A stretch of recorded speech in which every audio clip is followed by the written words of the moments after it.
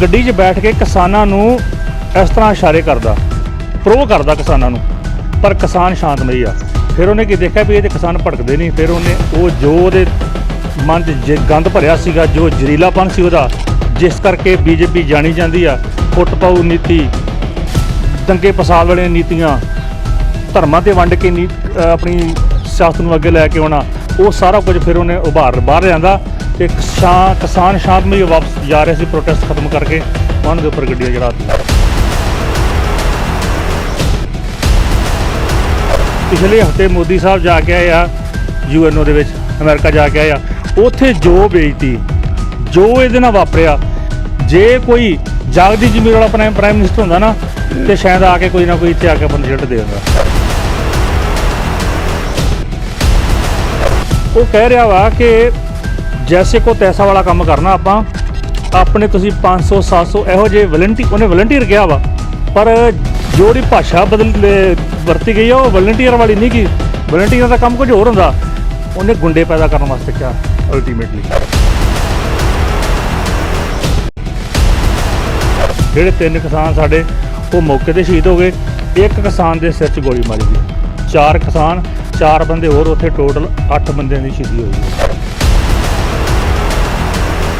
ਇਹਨਾਂ ਕੋਲੇ ਸੱਤਾ ਦੇ ਵਿੱਚ ਬਣੇ ਰਹਿਣ ਦਾ ਕੋਈ ਨੈਤਿਕ ਆਧਾਰ ਨਹੀਂ ਹੈ, ਇਹਨਾਂ ਨੂੰ ਤੁਰੰਤ ਅਸਤੀਫਾ ਦੇਣਾ ਚਾਹੀਦਾ। ਸਿੱਖਿਆ ਸਟੇਟਾਂ ਤੋਂ ਖੋਹ ਕੇ ਸਿੱਖਿਆ ਮੰਤਰਾਲਾ ਜਿਹੜਾ ਵਾ ਭਾਰਤ ਸਰਕਾਰ ਦਾ ਤਿਆਰ ਕੀਤਾ ਗਿਆ, ਇਹ ਵੀ ਆਉਣ ਵਾਲੇ ਸਮਾਂ 'ਚ ਕੁਝ 10-15 ਸਾਲਾਂ ਬਾਅਦ ਬਿਲਕੁਲ ਜਿਹੜਾ ਬਹੁਤ ਮਾਰੂ ਸਾਬਤ ਹੋਊਗਾ।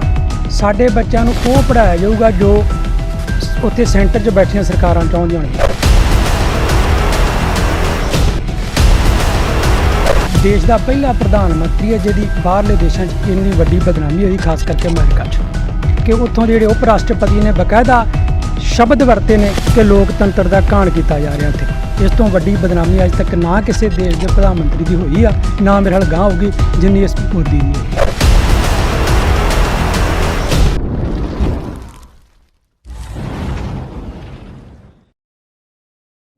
ਹਾਂਜੀ, ਸਤਿ ਸ਼੍ਰੀ ਅਕਾਲ ਦੋਸਤੋ। MG ਟੈਲੀਕਾਸਟ ਤੁਸੀਂ ਦੇਖ ਰਹੇ ਹੋ, ਮੈਂ ਹਾਂ ਦਲਜੀਤ ਸਿੰਘ।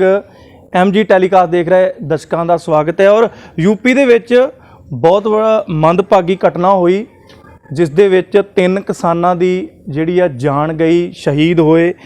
ਉੱਥੋਂ ਦੇ BJP ਲੀਡਰ ਦੇ ਸਪੁੱਤਰ ਨੇ ਕਿਸਾਨਾਂ ਦੇ ਮੋਰਚੇ ਦੇ ਉੱਪਰ ਜਿਹੜੇ ਵੀ ਉੱਥੇ ਪ੍ਰਦਰਸ਼ਨ ਕਰ ਰਹੇ ਸੀ ਉਹਨਾਂ ਉੱਪਰ ਜਿਹੜੀ ਗੱਡੀ ਚੜ੍ਹਾ ਦਿੱਤੀ, ਔਰ ਜਿਸ ਦੇ ਨਾਲ ਇਹ ਮੰਦਭਾਗੀ ਘਟਨਾ ਨੂੰ ਲੈ ਕੇ ਸੰਯੁਕਤ ਮੋਰਚੇ ਵੱਲੋਂ ਅੱਜ ਪੂਰੇ DC ਦਫ਼ਤਰਾਂ ਦੇ ਬਾਹਰ ਧਰਨਾ ਦਿੱਤਾ ਗਿਆ।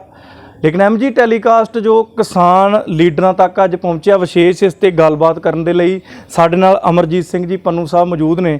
ਬਹੁਤ ਮੰਦਭਾਗੀ ਇਸ ਘਟਨਾ। ਸਭ ਤੋਂ ਪਹਿਲਾਂ ਮੈਂ ਪੰਨੂ ਸਾਹਿਬ ਨੂੰ ਪੁੱਛਣਾ ਚਾਹਾਂਗਾ ਕਿ ਸਰ, UP ਦੇ ਵਿੱਚ ਜੋ ਹੋਇਆ, ਤੁਸੀਂ ਇਸ ਨੂੰ ਕਿਸ ਤਰ੍ਹਾਂ ਦੇਖਦੇ? ਬੜੀ ਮੰਦਭਾਗੀ ਘਟਨਾ ਜਿਹੜੀ ਆ BJP ਵੱਲੋਂ ਜਿਹੜੀ ਕੀਤੀ ਗਈ ਹੈ। ਸਭ ਤੋਂ ਪਹਿਲਾਂ ਤਾਂ ਜੀ ਇਸ ਘਟਨਾ ਦੀ ਪੁਰਜ਼ੋਰ ਸ਼ਬਦਾਂ 'ਚ ਨਿਖੇਧੀ ਕਰਦੇ ਹਾਂ। ਇਹੋ ਜਿਹੀ ਘਟਨਾਵਾਂ ਵਾਪਰਨੀਆਂ ਨਹੀਂ ਸੀ ਚਾਹੀਦੀਆਂ। ਪਰ ਜੇ ਮੈਂ ਇਸ ਘਟਨਾ ਦੇ ਸਤੰਭ 'ਚ ਥੋੜ੍ਹਾ ਜਿਹਾ ਪਿੱਛੇ ਜਾਵਾਂ, ਅੱਜ ਤੋਂ ਹਫ਼ਤਾ ਕੁ ਪਹਿਲੋਂ ਇਸੇ ਗ੍ਰਹਿ ਰਾਜ ਮੰਤਰੀ ਮਿਸ਼ਰੇ ਨੇ ਇੱਕ ਸਟੇਜ ਤੋਂ ਖਲੋ ਕੇ ਐਲਾਨ ਕੀਤਾ ਸੀਗਾ ਕਿ ਕਿਸਾਨ UP ਵਾਲੇ ਪਾਸੇ ਨਾ ਆਉਣ, ਮੈਂ ਇਹਨਾਂ ਨੂੰ ਵੇਖ ਲਵਾਂਗਾ, ਕਿਤੇ ਇਹ ਨਾ ਹੋਵੇ ਕਿ ਮੈਨੂੰ ਮਿਨਿਸਟਰ ਬਣਨ ਤੋਂ ਪਹਿਲੋਂ ਵਾਲਾ ਜੋ ਮੇਰਾ ਰੂਪ ਸੀ ਮੈਨੂੰ ਵਿਖਾਉਣਾ ਪਵੇ। ਕਹਿਣ ਦਾ ਭਾਵ ਵੀ ਉਹਨੇ ਸ਼ਰੇਆਮ ਸਟੇਜ ਤੋਂ ਖਲੋ ਕੇ ਕਿਸਾਨਾਂ ਨੂੰ ਥ੍ਰੈਟ ਦਿੱਤਾ। ਥ੍ਰੈਟ ਦੇਣ ਤੋਂ ਬਾਅਦ ਕੀ ਹੋਇਆ ਕਿ ਥੋੜ੍ਹੇ ਦਿਨਾਂ ਬਾਅਦ ਉੱਥੋਂ ਦਾ ਜਿਹੜਾ ਉਪ ਮੁੱਖ ਮੰਤਰੀ ਆ, ਕੇਸ਼ਵ ਪ੍ਰਸਾਦ ਮੌਰੀਆ ਸ਼ਾਇਦ ਹੈ, ਉਹਦਾ ਕੀ ਪ੍ਰੋਗਰਾਮ ਸੀਗਾ, ਇੱਕ ਗਿਣੀ ਮਿਤੀ ਸਾਜ਼ਿਸ਼ ਦੇ ਅਧੀਨ ਫਿਰ ਇਹਨਾਂ ਪਲੈਨਿੰਗ ਕਰਕੇ ਉੱਥੇ ਇੱਕ ਪ੍ਰੋਗਰਾਮ ਆਯੋਜਿਤ ਕੀਤਾ। ਪ੍ਰੋਗਰਾਮ ਆਯੋਜਿਤ ਕਰਨ ਦਾ ਸਭ ਨੂੰ ਹੱਕ ਆ, ਕੀਤਾ। ਉਹਨਾਂ ਨੂੰ ਪ੍ਰੋਗਰਾਮ ਆਯੋਜਿਤ ਕਰਨ ਦਾ ਹੱਕ ਵਾ, ਕਿਸਾਨਾਂ ਨੂੰ ਉਹਦਾ ਵਿਰੋਧ ਕਰਨ ਦਾ ਹੱਕ ਵਾ। ਕਿਸਾਨਾਂ ਨੇ ਸ਼ਾਂਤਮਈ ਵਿਰੋਧ ਕੀਤਾ। ਹੁਣ ਜਿਹੜੀਆਂ ਸਾਡੇ ਕੋਲ ਕੁਝ ਕਲਿੱਪ ਆ ਰਹੇ ਆ, ਉਹਦੇ ਵਿੱਚ ਕੀ ਹੋ ਰਿਹਾ ਕਿ ਕਿਸਾਨ ਬਿਲਕੁਲ ਸ਼ਾਂਤੀਪੂਰਵਕ ਪ੍ਰੋਟੈਸਟ ਕਰ ਰਹੇ, ਕਾਲੀਆਂ ਝੰਡੀਆਂ ਵਿਖਾ ਰਹੇ ਆ, ਅਤੇ ਜਿਹੜਾ ਉਹ ਲੀਡਰ ਵਾ, ਉਹ ਮੁੰਡਾ, ਉਸ ਲੀਡਰ ਦਾ ਮਿਸ਼ਰਾ ਜੀ ਦਾ ਬੇਟਾ ਜਿਹੜਾ, ਉਹ ਗੱਡੀ 'ਚ ਬੈਠ ਕੇ ਕਿਸਾਨਾਂ ਨੂੰ ਇਸ ਤਰ੍ਹਾਂ ਇਸ਼ਾਰੇ ਕਰਦਾ, ਪ੍ਰੋ ਕਰਦਾ ਕਿਸਾਨਾਂ ਨੂੰ, ਪਰ ਕਿਸਾਨ ਸ਼ਾਂਤਮਈ ਆ। ਫਿਰ ਉਹਨੇ ਕੀ ਦੇਖਿਆ ਵੀ ਇਹ ਤੇ ਕਿਸਾਨ ਭੜਕਦੇ ਨਹੀਂ, ਫਿਰ ਉਹਨੇ ਉਹ ਜੋ ਉਹਦੇ ਮਨ 'ਚ ਗੰਦ ਭਰਿਆ ਸੀਗਾ, ਜੋ ਜ਼ਹਿਰੀਲਾਪਨ ਸੀ ਉਹਦਾ, ਜਿਸ ਕਰਕੇ BJP ਜਾਣੀ ਜਾਂਦੀ ਆ, ਫੁੱਟ ਪਾਊ ਨੀਤੀ, ਦੰਗੇ ਫਸਾਦ ਵਾਲੀਆਂ ਨੀਤੀਆਂ, ਧਰਮਾਂ ਤੇ ਵੰਡ ਕੇ ਆਪਣੀ ਸਿਆਸਤ ਨੂੰ ਅੱਗੇ ਲੈ ਕੇ ਆਉਣਾ, ਉਹ ਸਾਰਾ ਕੁਝ ਫਿਰ ਉਹਨੇ ਉਭਾਰ ਬਾਹਰ ਲਿਆਂਦਾ। ਤੇ ਕਿਸਾਨ ਸ਼ਾਂਤਮਈ ਵਾਪਸ ਜਾ ਰਹੇ ਸੀ ਪ੍ਰੋਟੈਸਟ ਖਤਮ ਕਰਕੇ, ਉਹਨਾਂ ਦੇ ਉੱਪਰ ਗੱਡੀਆਂ ਚੜਾਤੀਆਂ। ਜਿਹੜੇ 3 ਕਿਸਾਨ ਸਾਡੇ ਉਹ ਮੌਕੇ 'ਤੇ ਸ਼ਹੀਦ ਹੋ ਗਏ। 1 ਕਿਸਾਨ ਦੇ ਸਿਰ 'ਚ ਗੋਲੀ ਮਾਰੀ ਗਈ। 4 ਕਿਸਾਨ, 4 ਬੰਦੇ ਹੋਰ, ਉੱਥੇ ਟੋਟਲ 8 ਬੰਦਿਆਂ ਦੀ ਸ਼ਹੀਦੀ ਹੋਈ ਆ। ਅਤੇ ਬਹੁਤ ਸਾਰੇ ਬੰਦੇ ਜਿਹੜੇ ਸਾਡੇ ਕਿਸਾਨ ਵੀਰ ਉਹਨਾਂ ਦੀ ਉੱਥੇ ਫੱਟੜ ਹੋ ਗਏ ਨੇ, ਜਿਹੜੇ ਕਿ ਇਸ ਵੇਲੇ ਇਲਾਜ ਅਧੀਨ ਨੇ। ਸੋ ਇਹ ਇਹਨਾਂ ਘਟਨਾਵਾਂ ਨਾਲ ਰਲਦੀਆਂ। ਵੇਖੋ ਹੁਣ ਇੱਕ ਘਟਨਾ ਇਹ ਰਲ ਗਈ ਨਾਲ, ਮੈਂ ਤੁਹਾਨੂੰ ਥੋੜ੍ਹਾ ਜਿਹਾ ਹੋਰ ਇੱਕ ਸਾਈਡ ਤੋਂ ਹੋਰ ਘਟਨਾ ਨਾਲ ਲੈ ਕੇ ਆਉਣਾ। ਦੂਸਰੀ ਘਟਨਾ ਕੀ ਵਾਪਰੀ ਆ ਵੀ ਕੱਲ੍ਹ ਦਾ ਇੱਕ ਬਿਆਨ ਹਰਿਆਣੇ ਦਾ ਮੁੱਖ ਮੰਤਰੀ ਖੱਟਰ, ਉਹਦਾ ਕੋਈ ਟਰੈਂਡਿੰਗ ਚੱਲਣ ਡਿਆ। ਉਹ ਕੀ ਕਹਿ ਰਿਹਾ ਵਾ, ਉਹ ਵੀ ਕਿਸਾਨਾਂ ਨੂੰ ਥ੍ਰੈਟ ਕਰਨ ਡਿਆ। ਉਹ ਕਹਿ ਰਿਹਾ ਵਾ ਕਿ ਜੈਸੇ ਕੋ ਤੈਸਾ ਵਾਲਾ ਕੰਮ ਕਰਨਾ ਆਪਾਂ, ਆਪਣੇ ਤੁਸੀਂ 500 700 ਇਹੋ ਜਿਹੇ ਉਹਨੇ ਵਲੰਟੀਅਰ ਕਿਹਾ ਵਾ, ਪਰ ਜਿਹੜੀ ਭਾਸ਼ਾ ਵਰਤੀ ਗਈ ਆ ਉਹ ਵਲੰਟੀਅਰ ਵਾਲੀ ਨਹੀਂ ਗੀ। ਵਲੰਟੀਅਰ ਦਾ ਕੰਮ ਕੁਝ ਹੋਰ ਹੁੰਦਾ। ਉਹਨੇ ਗੁੰਡੇ ਪੈਦਾ ਕਰਨ ਵਾਸਤੇ ਕਿਹਾ ਅਲਟੀਮੇਟਲੀ ਵੀ ਤੁਸੀਂ 500-700 ਬੰਦਾ ਇਹੋ ਜਿਹਾ ਪੈਦਾ ਕਰੋ, ਜਦੋਂ ਕਿਤੇ ਇਹੋ ਜਿਹਾ ਕੰਮ ਹੋਵੇ ਉਹ ਵੀ ਜੈਸੇ ਕੋ ਤੈਸਾ ਵਾਲਾ ਕੰਮ ਕਰੇ। ਅਤੇ ਫਿਰ ਉਹਨੇ ਸ਼ਰੇਆਮ ਕਿਹਾ ਕਿ ਜੈਸੇ ਕੋ ਤੈਸਾ ਵਾਲਾ ਕੰਮ ਕਰੋਗੇ ਤੁਹਾਡੀ ਜ਼ਮਾਨਤ ਕਰਾਵਾਂਗੇ, ਕੋਈ ਨਹੀਂ 2-4 ਮਹੀਨੇ ਜੇ ਤੁਸੀਂ ਜੇਲ੍ਹ 'ਚ ਰਹੋਗੇ ਅਤੇ ਲੀਡਰ ਬਣ ਕੇ ਬਾਹਰ ਆਓਗੇ। ਕਹਿਣ ਦਾ ਭਾਵ ਕਿ ਇਹ ਜੇ ਆਪਾਂ ਸਾਰੀਆਂ ਘਟਨਾਵਾਂ ਨਾਲ ਜੋੜਦੇ ਹਾਂ ਅਤੇ ਇਹਦਾ ਮੇਨ ਮੁੱਖ ਜਿਹੜਾ ਉੱਭਰ ਕੇ ਸਾਹਮਣੇ ਆਉਂਦੀ ਗੱਲ ਉਹ ਇਹ ਆ ਵੀ ਇਹ ਸਾਰੇ ਲੋਕ ਸੰਯੁਕਤ ਕਿਸਾਨ ਮੋਰਚੇ ਦੀ ਜਿਹੜੀ ਫੈਲਾਅ ਆ ਦੇਸ਼ 'ਚ ਹੋ ਰਿਹਾ, ਜਿਹੜਾ ਹੁਣ ਵੋਟ ਦੀ ਚੋਟ ਮਾਰਨ ਵਾਸਤੇ ਸੰਯੁਕਤ ਮੋਰਚਾ ਤਿਆਰ ਖਲੋਤਾ, ਉਹ ਇਹਨਾਂ ਕੋਲ ਬਰਦਾਸ਼ਤ ਨਹੀਂ ਹੋ ਰਿਹਾ। ਇਹਨਾਂ ਨੂੰ ਆਪਣੀ ਹਾਰ ਕੰਧ 'ਤੇ ਲਿਖੀ ਸਾਹਮਣੇ ਨਜ਼ਰ ਆ ਰਹੀ ਆ। ਉਹ ਹਾਰ ਨੂੰ ਬਰਦਾਸ਼ਤ ਨਹੀਂ ਇਹਨਾਂ ਕੋਲ ਹੋ ਰਹੀ। ਉਸ ਹਾਰ ਨੂੰ ਪਾਸੇ ਖਿੰਡਾਉਣ ਵਾਸਤੇ ਫਿਰਕੂਵਾਦ ਦਾ ਨੀਤੀ ਅੱਗੇ ਲਿਆ ਕੇ, ਫਸਾਦਵਾਦ ਦੀ ਨੀਤੀ ਅੱਗੇ ਲਿਆ ਕੇ ਮੋਰਚੇ ਨੂੰ ਫੇਲ ਕਰਨਾ ਚਾਹੁੰਦੇ ਆ। ਪੰਨੂ ਸਾਹਿਬ, ਇੱਥੇ ਇੱਕ ਸਵਾਲ ਹੋਰ ਇਹ ਕਰਨਾ ਚਾਹਾਂ ਕਿ ਅੱਜ ਜਿੱਦਾਂ DC ਦਫ਼ਤਰਾਂ ਨੂੰ ਘੇਰਿਆ ਗਿਆ ਕਿਸਾਨਾਂ ਦੀ ਕਾਲ ਤੇ ਸੰਯੁਕਤ ਮੋਰਚੇ ਵੱਲੋਂ ਵਿਰੋਧ ਪ੍ਰਦਰਸ਼ਨ ਕੀਤਾ ਗਿਆ, ਇਹਦੇ ਨਾਲ ਫਿਰ ਖਾਸ ਫਰਕ ਕੀ ਪਵੇਗਾ ਜਦੋਂ ਉਹਨਾਂ ਨੇ ਸਾਫ਼ ਇਹ ਗੱਲ ਨੂੰ ਕਹਿ ਦਿੱਤਾ ਕਿ ਅਸੀਂ ਇਸ ਤਰ੍ਹਾਂ ਕਰਾਂਗੇ, ਜਾਂ ਅਸੀਂ ਵਲੰਟੀਅਰਾਂ ਦੇ ਨਾਲ ਇੱਟ ਦਾ ਜਵਾਬ ਪੱਥਰ ਨਾ ਕਹਿ ਲਓ ਵੀ ਅਸੀਂ ਇਸ ਤਰ੍ਹਾਂ ਕਰਾਂਗੇ, ਜਾਂ ਜੈਸੇ ਕੋ ਤੈਸਾ ਹੋ। ਹੁਣ ਕਿਸਾਨ ਅੱਗੋਂ ਕੀ ਕਰ ਸਕਦੇ ਨੇ? ਕਿਸਾਨਾਂ ਦੀ ਵਿਲ ਪਾਵਰ ਕੀ ਹੈ? ਜੇਕਰ ਇਸੇ ਤਰ੍ਹਾਂ ਹੁੰਦਾ ਰਿਹਾ ਕੱਲ੍ਹ ਨੂੰ ਫਿਰ ਜੇ ਕੋਈ 2-1 ਕਿਸਾਨ ਸ਼ਹੀਦ ਹੁੰਦੇ ਆ ਤਾਂ ਆਪਾਂ DC ਦਫ਼ਤਰ ਹੀ ਘੇਰਾਂਗੇ, ਜਾਂ ਕੋਈ ਇਸ ਤੋਂ ਵੀ ਠੋਸ ਕਦਮ ਜਿਹੜਾ ਕਿਸਾਨਾਂ ਵੱਲੋਂ ਚੁੱਕਿਆ ਜਾਵੇਗਾ? DC ਦਫ਼ਤਰਾਂ ਨੂੰ ਘੇਰਨ ਦਾ ਮਤਲਬ ਸੀਗਾ ਪੂਰੇ ਭਾਰਤ ਭਰ ਦੇ DC ਦਫ਼ਤਰਾਂ ਦਾ ਘਿਰਾਓ ਕਰਨ ਦਾ ਮਕਸਦ ਸੀਗਾ ਕਿ ਕਿਸਾਨ ਇਕਜੁੱਟ ਨੇ, ਉਹ ਇਹੋ ਜਿਹੀਆਂ ਘਟਨਾਵਾਂ ਦੀ ਨਿਖੇਧੀ ਕਰਦੇ ਨੇ ਅਤੇ ਉਹ ਸ਼ਾਂਤੀਪੂਰਵਕ ਪ੍ਰੋਟੈਸਟ ਵਿੱਚ ਵਿਸ਼ਵਾਸ ਰੱਖਦੇ ਨੇ। ਤੁਸੀਂ ਸਵਾਲ ਕੀਤਾ ਵੀ ਕੀ ਕਰਾਂਗੇ, ਸਾਨੂੰ ਇਹ ਨਜ਼ਰ ਆ ਰਿਹਾ ਕਿ ਕਿਸਾਨ ਬੜੇ ਸ਼ਾਂਤੀਪੂਰਵਕ ਬੈਠ ਕੇ ਆਪਣਾ ਅੰਦੋਲਨ ਲੜ ਰਹੇ ਆ ਅਤੇ ਅੰਦੋਲਨ ਸਾਡਾ ਰੋਜ਼ ਇੱਕ ਕਦਮ ਜਿੱਤ ਵਾਲੇ ਪਾਸੇ ਤੁਰਿਆ ਜਾ ਰਿਹਾ। ਸਰਕਾਰ ਇੱਕ ਕਦਮ ਹਾਰਦੀ ਜਾਂਦੀ ਆ, ਅਸੀਂ ਜਿੱਤਦੇ ਜਾਂਦੇ ਹਾਂ।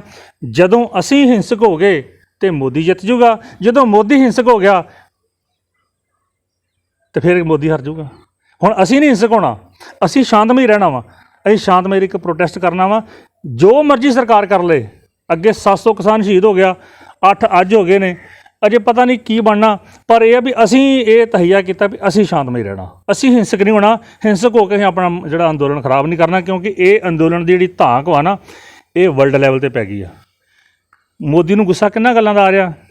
ਪਿਛਲੇ ਹਫ਼ਤੇ ਮੋਦੀ ਸਾਹਿਬ ਜਾ ਕੇ ਆਏ ਆ UNO ਦੇ ਵਿੱਚ, ਅਮਰੀਕਾ ਜਾ ਕੇ ਆਏ ਆ, ਉੱਥੇ ਜੋ ਬੇਇੱਜ਼ਤੀ, ਜੋ ਇਹਦੇ ਨਾਲ ਵਾਪਰਿਆ, ਜੇ ਕੋਈ ਜਾਗਦੀ ਜ਼ਮੀਰ ਵਾਲਾ ਪ੍ਰਾਈਮ ਮਿਨਿਸਟਰ ਹੁੰਦਾ ਨਾ ਤੇ ਸ਼ਾਇਦ ਆ ਕੇ ਕੋਈ ਨਾ ਕੋਈ ਇੱਥੇ ਆ ਕੇ ਆਪਾਂ ਨੂੰ ਰਿਜ਼ਲਟ ਦੇ ਦਿੰਦਾ।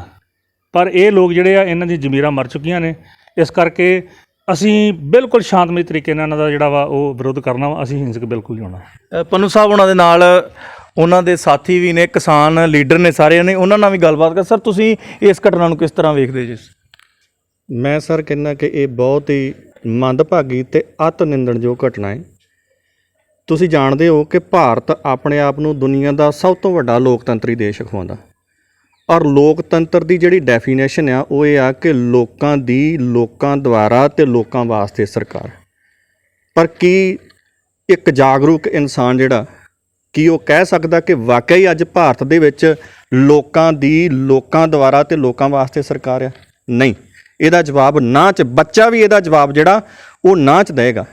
ਠੀਕ ਹੈ, ਕਿਉਂਕਿ ਇਹ ਲੋਕਾਂ ਦੇ ਹਿੱਤਾਂ ਤੋਂ ਉਲਟ ਕੰਮ ਕਰ ਰਹੀ ਆ।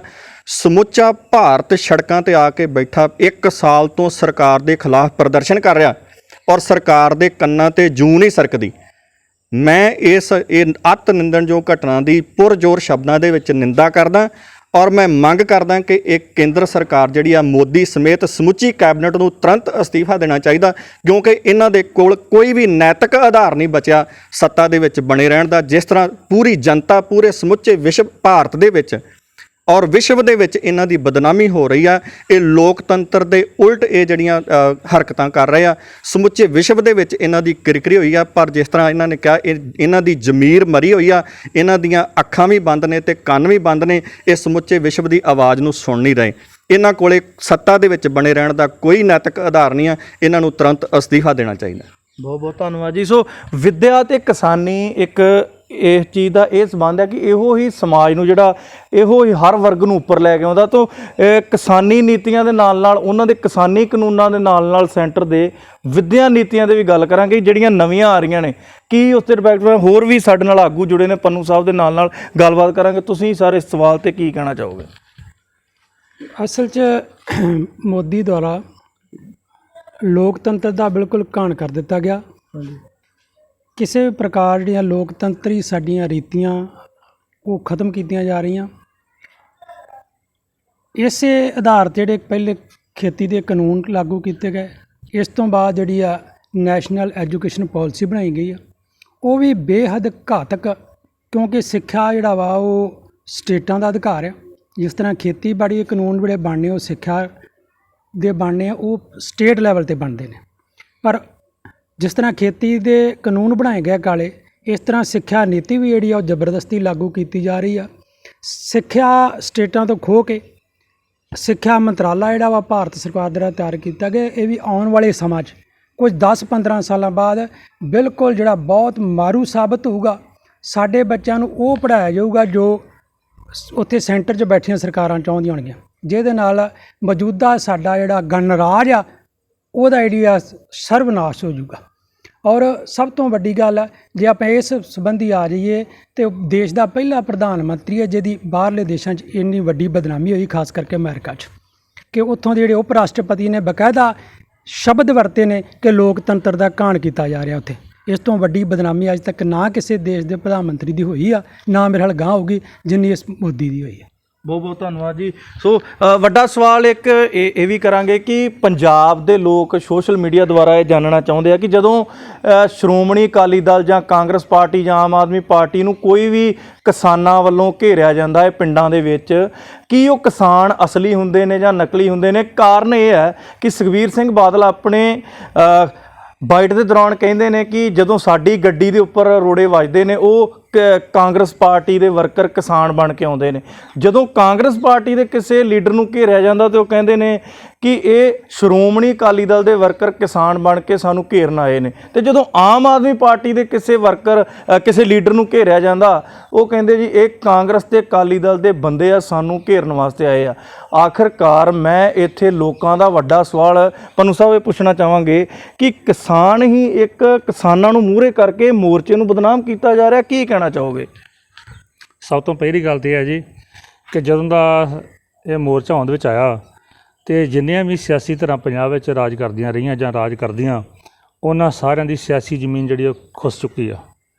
ਲੋਕਾਂ ਨੂੰ ਸੋਝੀ ਆ ਗਈ ਆ, ਲੋਕ ਹੁਣ ਇਹਨਾਂ ਨੂੰ ਸਵਾਲ ਕਰਦੇ ਆ।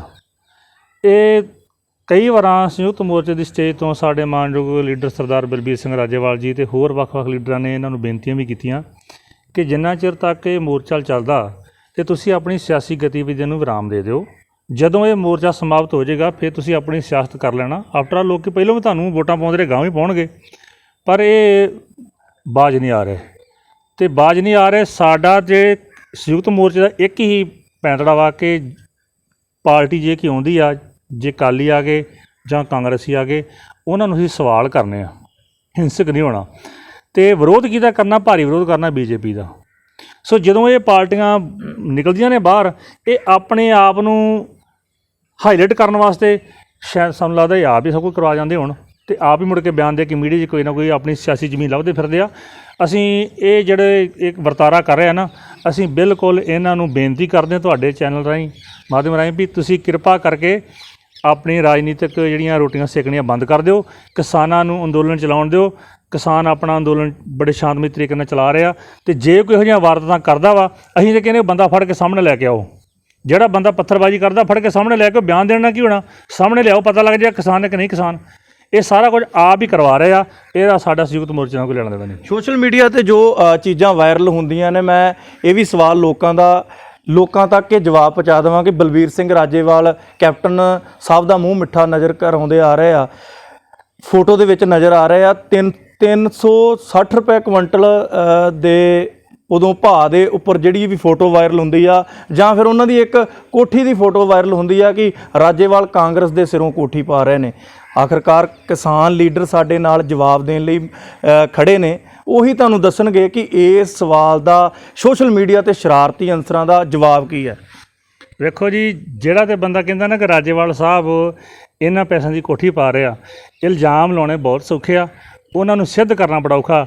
ਜਾਂ ਤਾਂ ਕੋਈ ਸਿੱਧ ਕਰ ਦੇਵੇ ਕਿ ਰਾਜੇਵਾਲ ਸਾਹਿਬ ਨੇ ਕਿਸੇ ਕੋਲੋਂ ਰੁਪਈਏ ਲਏ ਆ।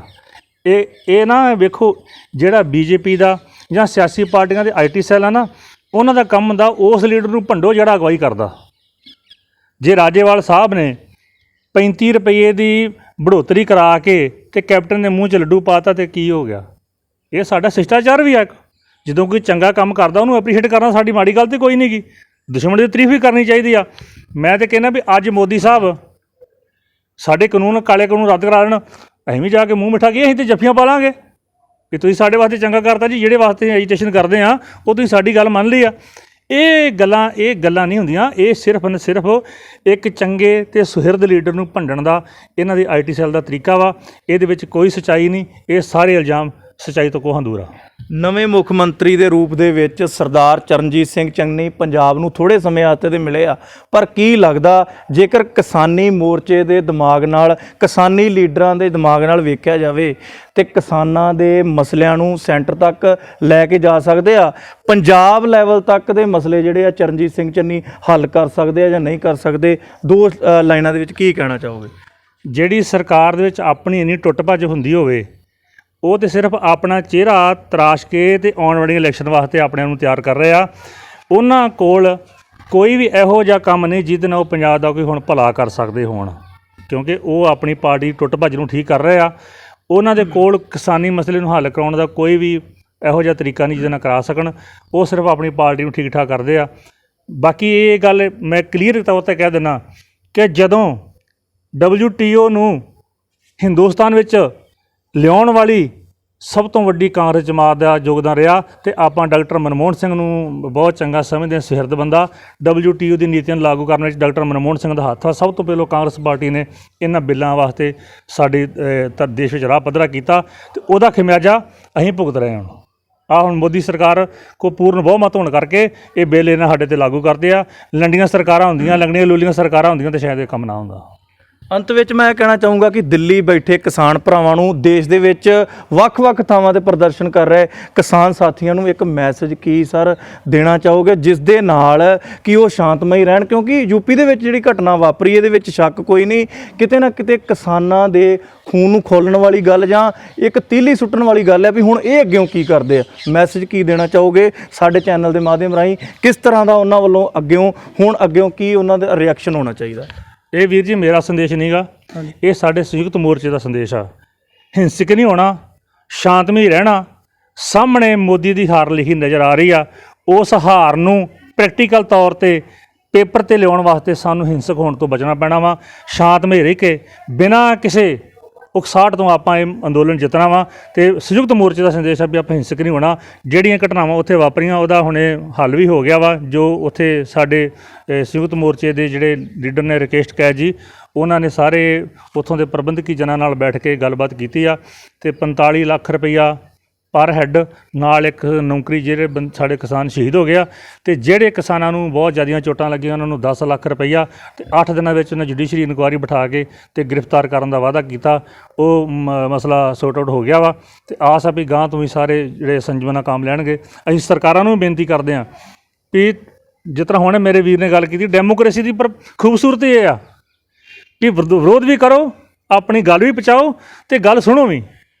ਇਹੀ ਸਾਡੇ ਦੇਸ਼ ਦੀ ਖੂਬਸੂਰਤੀ। ਅਸੀਂ ਚਾਹੁੰਦੇ ਹਾਂ ਵੀ ਸਰਕਾਰਾਂ ਇਸ ਖੂਬਸੂਰਤੀ ਦਾ ਪਹਿਰਾ ਦੇਣ ਅਤੇ ਕਿਸਾਨਾਂ ਦੀ ਗੱਲ ਸੁਣ ਕੇ ਅਤੇ ਇਹ ਕਾਲੇ ਕਾਨੂੰਨ ਰੱਦ ਕਰਕੇ ਕਿਸਾਨਾਂ ਦੇ ਹੱਕ ਦੀ ਗੱਲ ਕੀਤੀ ਜਾਵੇ। ਬਹੁਤ ਬਹੁਤ ਧੰਨਵਾਦ ਪੰਨੂ ਸਾਹਿਬ ਸਾਡੇ ਚੈਨਲ ਨਾਲ ਗੱਲਬਾਤ ਕਰਨ ਲਈ। ਥੈਂਕ ਯੂ ਤੁਹਾਡਾ ਤੁਹਾਡਾ ਧੰਨਵਾਦ। ਵੀ ਬਹੁਤ ਬਹੁਤ ਧੰਨਵਾਦ ਸਰ। ਜੀ, ਧੰਨਵਾਦ। ਤੁਹਾਡਾ ਵੀ ਬਹੁਤ ਬਹੁਤ ਧੰਨਵਾਦ ਜੀ। ਸੋ ਬੜੀ ਵਧੀਆ ਜਾਣਕਾਰੀ ਜਿਹੜੀ ਹੈ ਕਿਸਾਨੀ ਮੋਰਚੇ ਤੱਕ ਕੁਝ ਨੌਜਵਾਨਾਂ ਤੱਕ ਪਹੁੰਚਾਉਣ ਦੇ ਲਈ ਪੰਨੂ ਸਾਹਿਬ ਤਰਨਤਾਰਨ ਜ਼ਿਲ੍ਹੇ ਤੋਂ ਸਾਡੇ ਨਾਲ ਕਿਸਾਨੀ ਸੀਨੀਅਰ ਲੀਡਰ ਜੁੜੇ ਅਤੇ ਬੜੀ ਵਧੀਆ ਜਾਣਕਾਰੀ ਦਿੱਤੀ। ਮੈਂ ਆਸ ਕਰਦਾ ਹਾਂ ਕਿ ਤੁਸੀਂ ਇਹ ਸਾਡੀ ਵੀਡੀਓ ਨੂੰ ਵੱਧ ਤੋਂ ਵੱਧ ਜਿਹੜਾ ਸ਼ੇਅਰ ਕਰੋਗੇ। ਬੜੀ ਸੋਹਣੀ ਜਾਣਕਾਰੀ MG ਟੈਲੀਕਾਸਟ ਜ਼ਰੂਰਤਮੰਦ ਹੁਨਰਮੰਦ ਲੋਕਾਂ ਦੇ ਨਾਲ ਕਿਸਾਨੀ ਮੋਰਚੇ ਤੇ ਇੱਕ ਨਜ਼ਰ ਬਣਾ ਕੇ ਜਿਹੜਾ ਰੱਖੀ ਹੋਈ ਆ ਅਸੀਂ, ਔਰ ਆਸ ਕਰਦੇ ਹਾਂ ਕਿ ਸਾਡੀ ਅੱਜ ਦੀ ਵੀਡੀਓ ਤੁਹਾਨੂੰ ਪਸੰਦ ਆਵੇਗੀ। ਬਣੇ ਰਹੋ ਜੀ ਤੁਸੀਂ ਤਦ ਤੱਕ ਲਈ। ਕੈਮਰਾਮੈਨ ਸੁੱਖ ਦੇ ਨਾਲ MG ਟੈਲੀਕਾਸਟ ਤਰਨਤਾਰਨ।